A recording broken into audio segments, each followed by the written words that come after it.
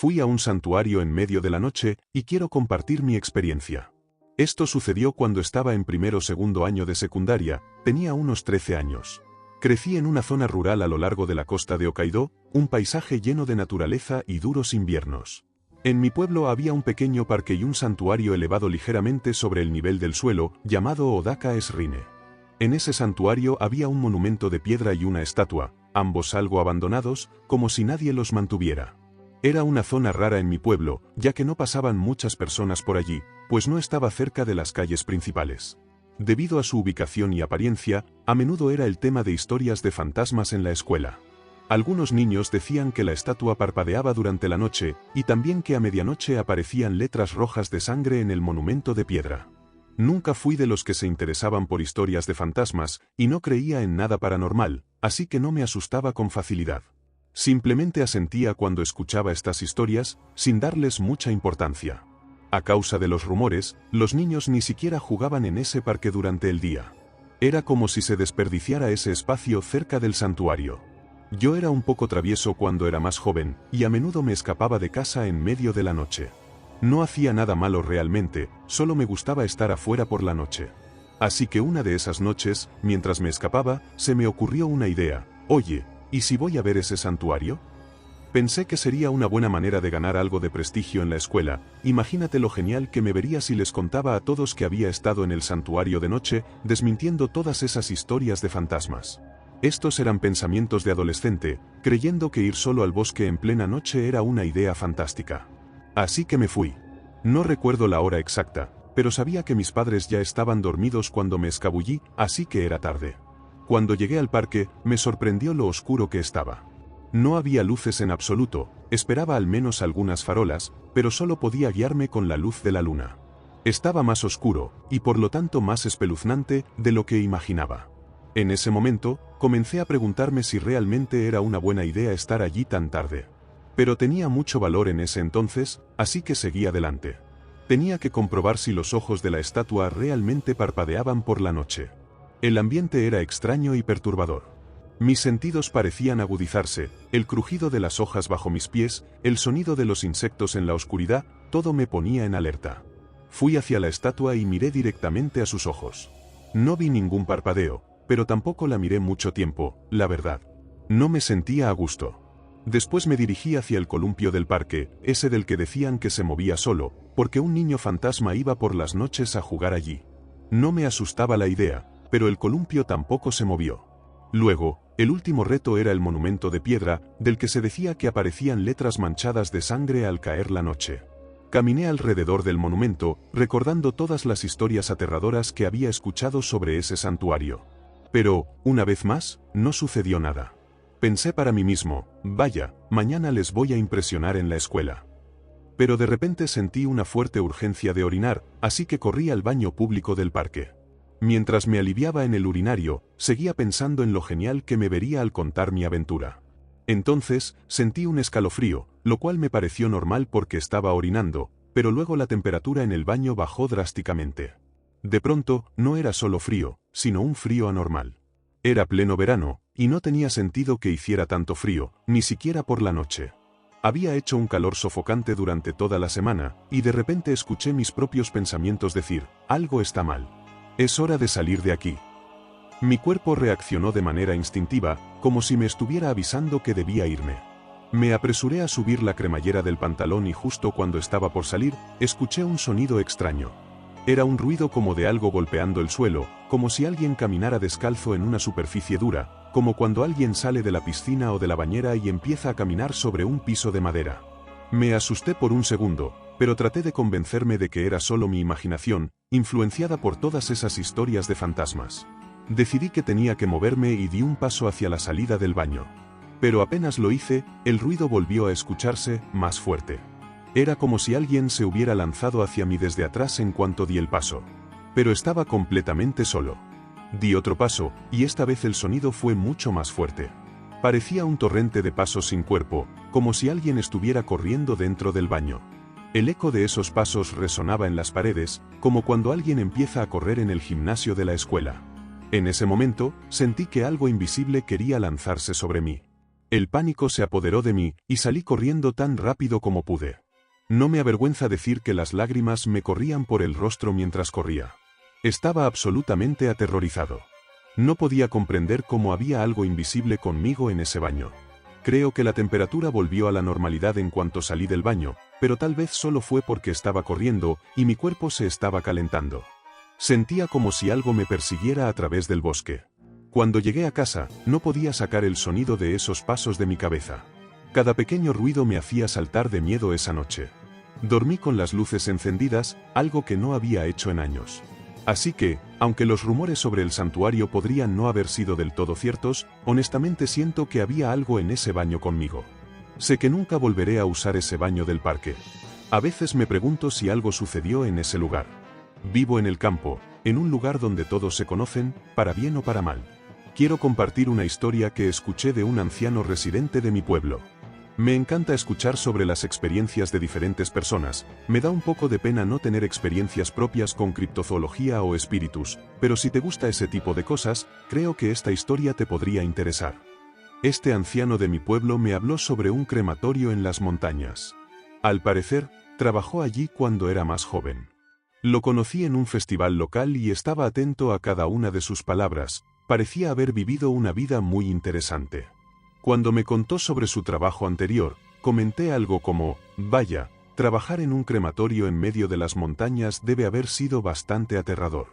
No estoy seguro de poder trabajar allí. A lo que el anciano respondió, bueno, no estoy seguro de que debamos llamar trabajo a lo que hice. Solo me pidieron que vigilara el fuego. No entendía cómo eso podía ser un trabajo remunerado, pero no me quejé. Mi jefe, de hecho, solía darme alcohol mientras trabajaba, era bastante agradable. Con el tiempo, me acostumbré a ello y no era tan aterrador. En ese momento, su expresión cambió, como si recordara algo. Dijo, bueno, en ocasiones aparecían los Kimotori, y eso era bastante aterrador. No sabía de qué hablaba, pero supuse que él lo sabía, porque siguió hablando como si yo hubiera hecho una pregunta. Los Kimotori son criaturas, cosas salvajes. Podría ser un mono sentado con las rodillas en el pecho, un conejo que se pone en dos patas, o un gato acurrucado en una rama de un árbol. Cualquier tipo de animal, pero no se veían como normalmente lo hacen. Eran extraños en apariencia, donde deberían estar sus rasgos faciales había un total vacío. Cada vez que veía a uno de esos animales, corría a la caseta de vigilancia para ver si podía observarlos mejor a través de la ventana más clara y grande, pero nunca podía verlos bien. Entonces, cuando volvía a mirar el fuego, ellos ya estaban de regreso. El crematorio estaba en un edificio tipo cabaña que tenía puertas amplias desde las cuales se podía mirar hacia el bosque. La caseta de vigilancia estaba al lado de la cabaña y estaba un poco más elevada. Sin embargo, esas criaturas simplemente me miraban desde la oscuridad del bosque. Mi jefe era quien las llamaba Kimotori. Me dijo que había escuchado el término de sus predecesores, y se decía que este ser imitaba criaturas y bestias. Su objetivo final era alimentarse de las almas humanas. Pensé que era una pieza impresionante de folclore. No estaba tan asustado por lo que experimenté, quiero decir, lo que fueran, no parecían causar daño. Simplemente eran un poco espeluznantes cuando los veía.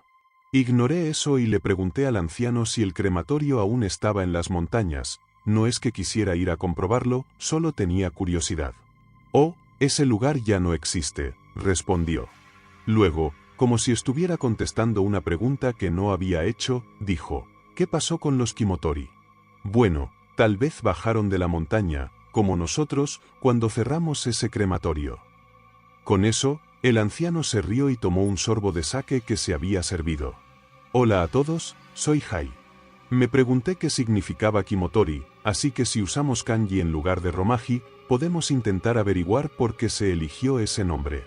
En pantalla ahora hay un texto. El primer carácter representa Kimo, que significa hígado, mientras que Tori significa ave. Con esta lógica, podemos traducir Kimotori como los que toman las almas o algo por el estilo. Probablemente a ustedes se les ocurran nombres más creativos que ese. Solo una pequeña observación. En las historias tradicionales japonesas se dice que los demonios disfrutan alimentándose de los mentirosos, Así que la razón por la que ese hombre consiguió ese trabajo fue quizás para prevenir que esos pequeños animales extraños se acercaran demasiado al crematorio mientras el cuerpo se incineraba. No lo sé, pero me gusta encontrar historias de criptozoología que se vinculen con un poco de folclore japonés, y esta me parece bastante interesante. Me quedé impactada cuando me mudé al campo. Tengo que contar lo que pasó. Nací y crecí en Tokio. Conocí a un chico y me casé con él. Es un chico del campo y siempre hablaba de vivir en el campo. Con el tiempo, acepté su oferta de vivir con él y su familia en el campo. Pensé que sería un buen cambio de ritmo respecto a vivir en la gran ciudad. Sin embargo, ese no fue el único factor que nos motivó a mudarnos, pero prefiero mantener eso en privado. De todos modos, nos mudamos. También quería mucho a mis suegros, así que no tenía quejas sobre mudarme a un lugar apartado. Pensé que sería rural, pero no estaba del todo preparada para lo rural que era. No había tiendas de conveniencia, fue sorprendente. Le pregunté a mi suegra al respecto y me dijo que tenían un lugar local que era su tienda única para todo lo que necesitaban. Fui a verlo poco después de mudarme y, honestamente, era aproximadamente un quinto del tamaño de un supermercado normal, tal vez incluso más pequeño. Definitivamente era un lugar local, dirigido por un grupo de mujeres de la misma edad que mi suegra. No me encantaba la idea de comprar allí, y más tarde escuché de mi suegra que había un supermercado reconocido a nivel nacional a unos 30 minutos en bicicleta. En ese entonces, montaba en bicicleta. Aunque había una tienda más grande, francamente, mejor no muy lejos, mi suegra insistía en que compraba en esa tienda local porque era dirigida por viejas amigas suyas, gente de su pueblo. No me encantaba esa idea, pero decidí darle una oportunidad a la tienda local y reservar mi juicio para más adelante. Pensé que sería una buena manera de conocer a algunos de los lugareños. Resultó ser un gran error de mi parte. Era terrible, todo sobre esa tienda local era horrible. Puedo ignorar el hecho de que no era la tienda más limpia, eso era una cosa, pero la manera en que la gente en la tienda me miraba era lo que más dolía. Estaba llena de todas las mujeres del pueblo y todas parecían realmente odiar que yo estuviera en su tienda y, probablemente, en su pueblo. ¿Sabes a qué me refiero? Era como si, en el momento en que entraba a la tienda, todas dejaran de charlar y de hacer lo que estaban haciendo para mirarme. ¡Qué cálida bienvenida! Me miraron y se rieron mientras miraba los artículos, parecían disfrutar realmente del hecho de que no pertenecía allí. Quiero decir, en su mayoría ni siquiera sabía lo que estaba mirando, la mayoría de los artículos en la tienda ni siquiera tenían etiquetas o precios. Podía acostumbrarme a que las ancianas de mi pueblo no me quisieran, supongo, pero cuando la amiga de mi suegra empezó a señalarme y reírse de mí, sentí que se había cruzado una línea. Escuché a una de ellas decir algo malo, no escuché todo lo que dijeron, pero reconocí el tono. La dueña de la tienda solo se rió, ni siquiera intentó ocultarlo. Eran muy deliberadas en su falta de respeto y hospitalidad. Tomé un par de cosas, algunos artículos que reconocía vagamente, y me dirigí a la caja. No creo que se pueda llamar caja, era solo una caja de seguridad y la dueña de la tienda tenía un lápiz y algo de papel para escribir recibos. Fui a entregarle mi dinero por las cosas que estaba comprando y entonces la dueña de la tienda notó mi esmalte de uñas. No era nada llamativo, creo que era de un color beige, nada del otro mundo. «Ese es un look de prostitutas, seguro», me dijo. «Ni siquiera estoy segura de querer tomar tu dinero, podría contagiarme de alguna ETS por eso». Luego, las otras mujeres en la tienda hicieron TCH y me llamaron sucia. Estaba tan impactada y disgustada, nunca me habían hablado así en toda mi vida, ni siquiera cuando me molestaban en la escuela. Estas mujeres, estas ancianas que supuestamente sabían más, estaban tratando a una recién llegada a su pueblo como si fuera alguna especie de leprosa. Era verdaderamente horrible. No soy una persona perfecta y nunca he afirmado serlo, pero no creo que trataría a mi peor enemigo de la manera en que esas viejas me trataron. Tomaron mi dinero, me quedé ahí sosteniéndolo en shock y lo aceptaron de una manera que podrías imaginar que alguien sostiene algo si piensa que está sucio, con el pellizco del dedo índice y el pulgar. Fue realmente exagerado. Salí de esa tienda con lágrimas en los ojos. Volví a mi nuevo hogar y lloré y lloré. Mi suegra se enteró de mi experiencia y estaba muy molesta. Dijo que nunca necesitaba volver a poner un pie en esa tienda. Parecía tan genuinamente impactada de que me hubieran tratado tan mal. Empecé a hacer ese viaje en bicicleta de 30 minutos al supermercado reconocido a nivel nacional. Quiero decir, realmente no me importaba la distancia, odiaba la tienda de mi nuevo pueblo y creo que viajaría el doble de esa distancia para evitar entrar allí de nuevo. Aproximadamente 3 meses después de hacer el trayecto habitual al supermercado y de regreso, recibí un golpe en la puerta durante el día. A través del vidrio esmerilado ya podía decir que había una anciana afuera y sabía que era la dueña de la tienda. Abrí la puerta y me preguntó de inmediato por qué no usaba la tienda local. Supongo que lo que quería decir era por qué no usaba su tienda, no era exactamente sutil. Le dije claramente, por la forma en que me trataste, ¿por qué pensabas que querría comprar algo de ti de nuevo? Estaba absolutamente mortificada por mi respuesta. Aparentemente, todos los lugareños compraban en su tienda y así era como funcionaban las cosas, nadie en el pueblo se atrevía a ir en contra de ella. Todas las otras esposas locales estaban en alboroto porque no me habían visto en la tienda y no podían entender por qué. Luego me dice lo siguiente, bueno, no tenemos suficientes clientes como están las cosas, y si nadie usa nuestra tienda, no sobrevivirá, nosotras no sobreviviremos. Estaba suplicándome, en realidad. Dijo esta antigua frase histórica que significa algo así como que si no tenemos dinero para seguir adelante, más vale que nos ahorquemos. A esto respondí, ¿de verdad? Pues, por favor, haz lo que desees. La eché de mi propiedad. Se veía tan sorprendida, como si pudiera llorar. Me pregunto si ella siquiera sabe cómo se siente eso. Estaba tan impactada de que pensara que ser tan horrible conmigo no impactaría mi interés en ser cliente de su tienda. Estoy contenta de haber defendido mis derechos. Lo siento, aunque no es una historia tan aterradora, ¿verdad? No hay fantasmas ni nada por el estilo, pero solo demuestra que puede haber personas realmente malvadas por ahí, y para mí eso es aterrador. Esta es una historia extraña que escuché de mi abuela hace muchos años, cuando ella y mi abuelo eran más jóvenes. Mi abuelo solía trabajar en las montañas, tenía una pequeña camioneta de plataforma. Esto sucedió cuando regresaba a casa por las largas y sinuosas carreteras montañosas. Mi abuela decía que tenía prisa por llegar a casa porque quería relajarse y tomar algo. Aparentemente, esa noche estaba conduciendo de manera bastante temeraria. Estaba acelerando hacia casa en su camioneta cuando golpeó algo. La camioneta resultó dañada, lo sabía incluso antes de detenerse. Sin embargo, eso no era lo principal que le preocupaba, temblaba de miedo y adrenalina, ya que no sabía que había golpeado. Mucha gente va a hacer senderismo en las montañas, también hay ciclistas, paseadores de perros, por supuesto, niños jugando. Mi abuelo salió temblando de miedo, se acercó a la parte delantera de su camioneta y vio una escena de pura carnicería. Reconoció casi al instante que no había golpeado a una persona, había atropellado a un gran jabalí. Mi abuelo siempre ha sido un amante de la naturaleza, así que esto debió de aplastarle el alma. Lo último que quería era lastimar a una criatura viva. Necesitaba mover partes de la carroña, no podía simplemente dejarla en medio de la carretera, ni debería hacerlo.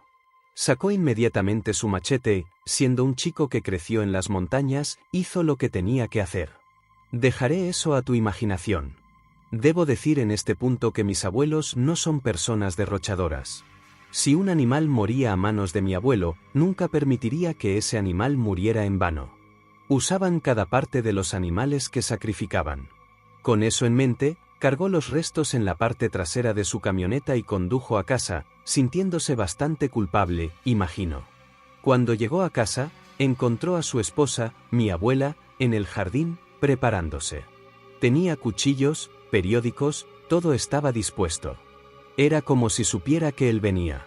Y, por supuesto, en sus días de juventud no había teléfonos móviles, quiero decir, incluso ahora tendrías dificultades para conseguir señal en el lugar donde viven mis abuelos. Así que cuando vio que mi abuela ya había comenzado a hacer sus preparativos, se confundió.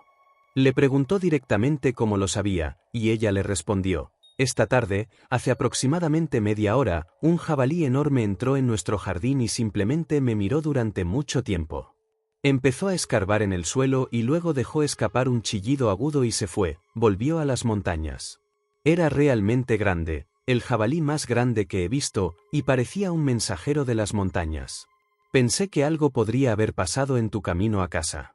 Supuse que vendrías y te reirías de mí por ser supersticiosa o algo así, pero, aunque lo sentía, sentí que tenía que hacer algún tipo de preparación.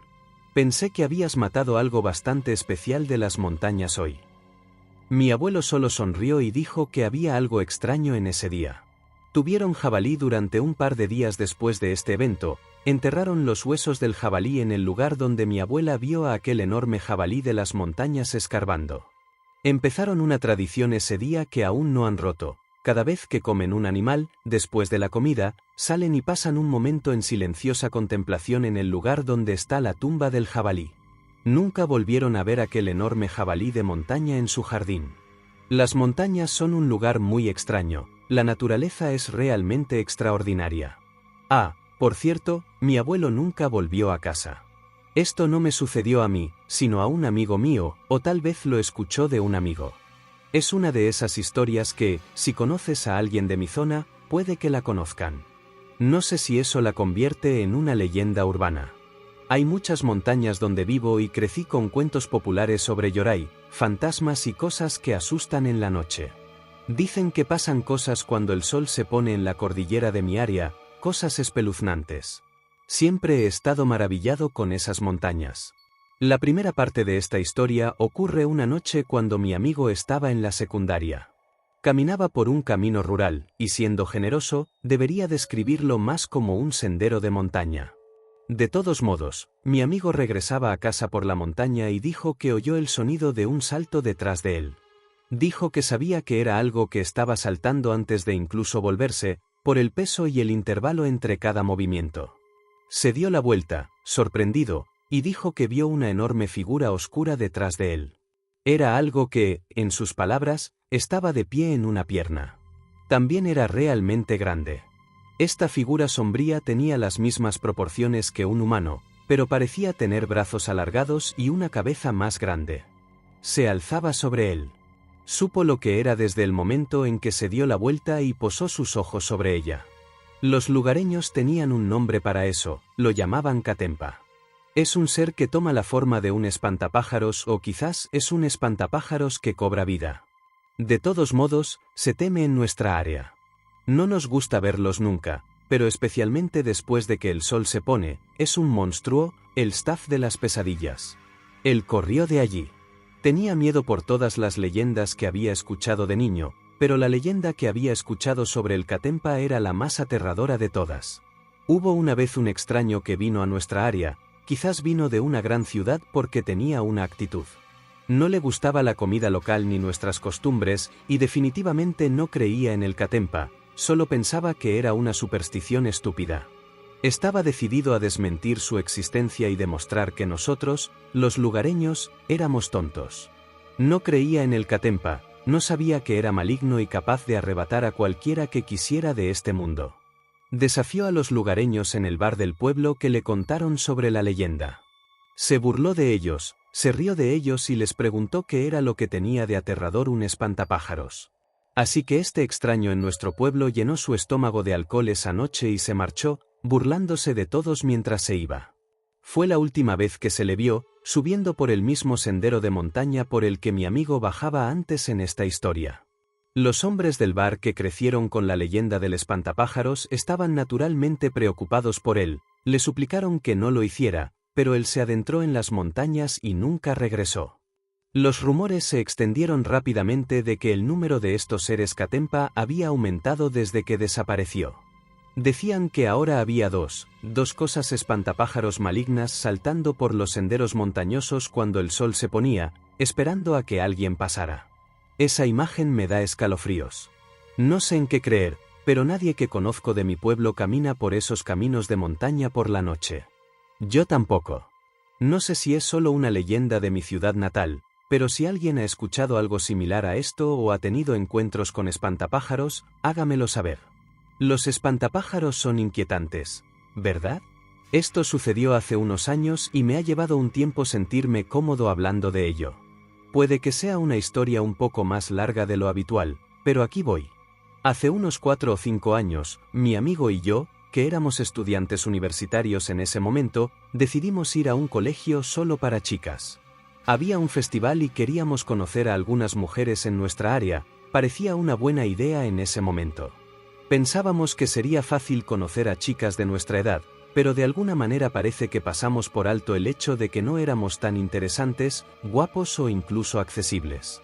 Bueno, no salió como planeamos, pero no toda la esperanza estaba perdida.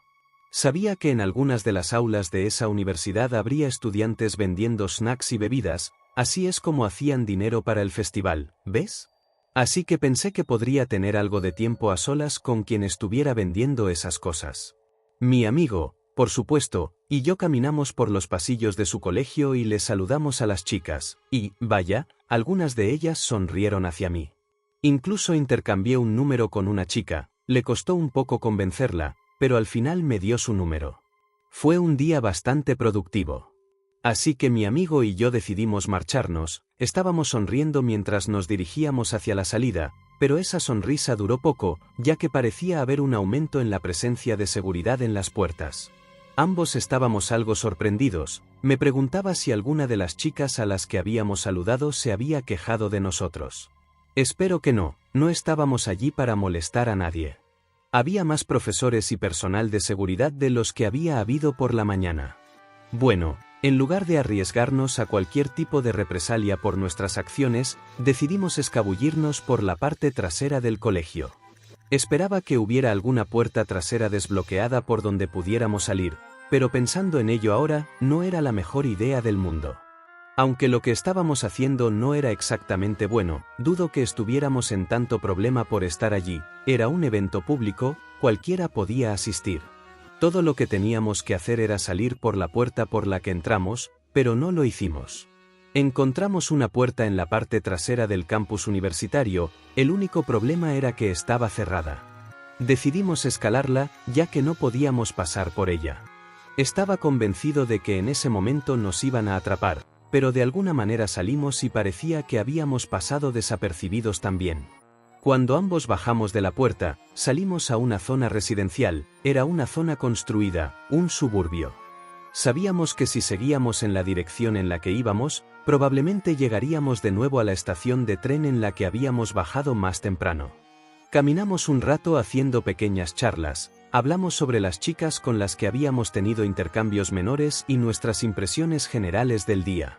Pero después de un rato, la conversación se fue secando, no porque mi amigo y yo nos quedáramos sin cosas de qué hablar, sino porque algo raro estaba sucediendo. Me di cuenta de que no había personas alrededor en un lugar que estaba tan lleno de casas y con tantos coches alineados en las calles. Me resultaba increíblemente difícil de creer que no hubiéramos visto a una sola persona mientras caminábamos. Era extraño, ni siquiera un autobús, taxi, coche o bicicleta nos pasaba. Parecía una zona muy tranquila en un día muy tranquilo. Supuse que estaba tan tranquilo porque era domingo. Miré a mi amigo y sentí que él estaba pensando los mismos pensamientos que yo, parecía que había notado lo silenciosa que estaba la zona. Ambos seguimos caminando como si nada fuera inusual.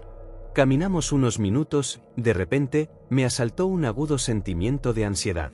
Sentí como si alguien me estuviera mirando, desde atrás. No soy muy bueno con la intuición ni nada de eso, así que no sabía lo que mi instinto intentaba decirme. Eché un vistazo rápido a mi amigo otra vez, esperaba que solo estuviera siendo paranoico, pero cuando crucé miradas con él, me di cuenta de que él también sentía lo mismo. Intercambiamos miradas nerviosas y me preguntó, ¿sientes que hay algo detrás de nosotros? Sí, no lo sé, pero tal vez haya algo siguiéndonos. No mires atrás. No lo sé, amigo, tal vez deberíamos apresurarnos un poco, por si acaso. Comenzamos a caminar más rápido y noté un par de cosas sobre la zona mientras caminábamos. La primera cosa que noté fue que la zona residencial por la que caminábamos se estaba alargando demasiado. En nuestro camino hacia el colegio, había tardado la mitad del tiempo que llevábamos caminando hasta ese momento. La otra cosa era que, aunque sentía que algo, y subrayo la palabra algo, estaba detrás de nosotros, todavía me parecía extraño que no hubiéramos visto a una sola persona en las calles. Las casas empezaron a parecerse todas entre sí, era muy inquietante.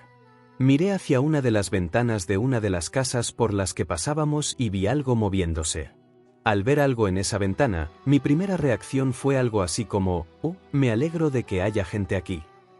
Pero cuando enfoqué mi mirada en lo que se movía, me di cuenta de que algo estaba mal. Vi una mano pálida saludándonos. Miré la siguiente ventana y había otra mano pálida saludando. Esta vez podía ver un poco más del brazo. Miré al otro lado de la calle, a través de las persianas de la cocina, vi manos pálidas saludándonos a mí y a mi amigo. Llegó un punto en el que cada ventana que pasábamos tenía una mano pálida saludando en diferentes grados de emoción y ritmo. Algunas saludaban lentamente, algunas saludaban de manera errática y algunas parecían saludar de manera sugestiva.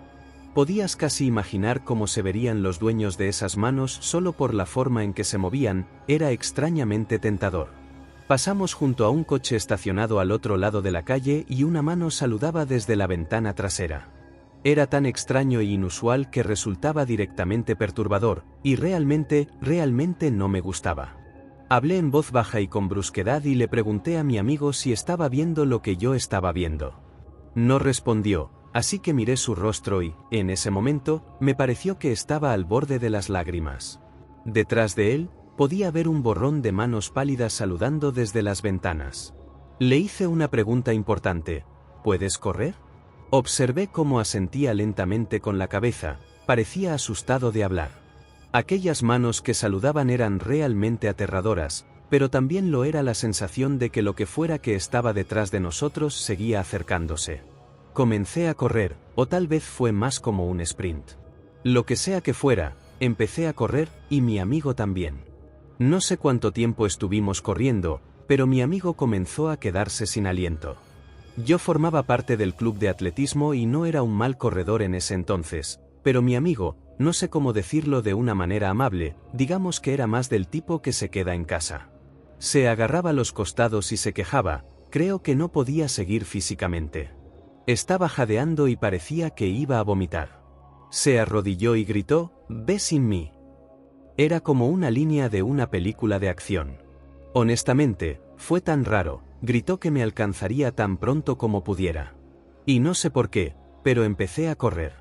Normalmente no permitiría dejar a nadie atrás, especialmente en esas circunstancias, pero corrí.